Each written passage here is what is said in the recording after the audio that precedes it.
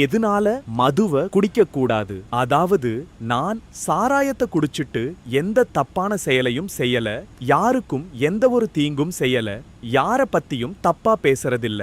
அப்போ அதுல என்ன தீங்கு இருக்கு? நான் அத காஃபி டீ போல தான் நினைக்கிறேன். அது சரிதான், நீங்க நினைக்கிறது சரிதான். ஆனால் மது குடிக்கிறவங்கனால கட்டுப்படுத்த முடியறது இல்லை. 2 கிளாஸ் 3 கிளாஸ் 4 கிளாஸ் 5 கிளாஸ்ன்னு அதிகமாக குடிச்சிருவாங்க. அப்புறம் ஏதாவது தப்பு செஞ்சுருவாங்க. அப்புறம் பணம் இல்லைன்னா மனைவி அடித்து உதச்சி பணத்தை வாங்கிட்டு போய் குடிச்சிட்டு வந்துடுவாங்க. அப்புறம் மது குடிக்கிறதுனால நான் ஜதீன் சிங் அப்படிங்கிற நினைவும் போயிடும். நான் இந்தியாவோட பிரசிடென்ட்டுன்னு சொல்லுவார். ஏய் என்னாச்சுன்னா அதிகமாக போதை ஏறிடுச்சுன்னு சொல்லுவார். யாருக்காவது இந்த மாதிரி ஆகுதா? ஆமாங்க, நிறைய தடவை. உங்களுக்கு இந்த மாதிரி ஆகாது. நீங்கள் பவர்ஃபுல்லான மனிதன். ஆனால் மற்றவங்களுக்கு ஏற்படுது இல்லையா? ஏற்படுது. அதனால நம்ப முடியாது, மதுவை நம்ப முடியாது. மனிதன்கிற நினைவு, அதாவது மனித தன்மையே போயிடுது. அதனால மனிதனா நான் ஜதீன் சிங்னு இருக்கிற அந்த நினைவுல இருந்தும் விடுபட்டு விழிப்புணர்வு ஏற்படணும். ஏன்னா அதுவும் நினைவிழந்த தன்மை தான். அதாவது நான் யாருன்னு தெரிஞ்சுக்காம இருக்கிறது. அதிலிருந்தும் விடுபட்டு நான் சுத்தாத்மாங்கிற விழிப்பு நிலை ஏற்படணும். அப்புறம் இன்னொரு விஷயம் என்னன்னா, இந்த மதுபானம் எதுல இருந்து செய்யப்படுது? அதை புளிக்க வைக்கிறாங்களா இல்லையா? ஆமாங்க. அப்படி புளிக்க வைக்கிறதில்ல.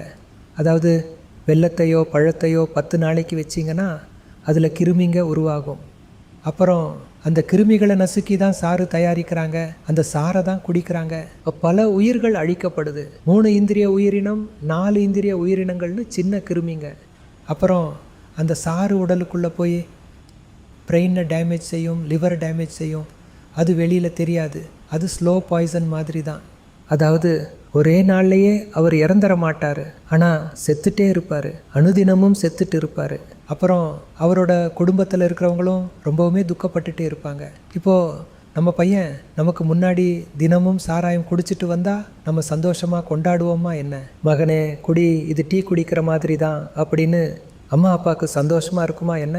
இல்ல சார், இருக்காது. அதுதான்.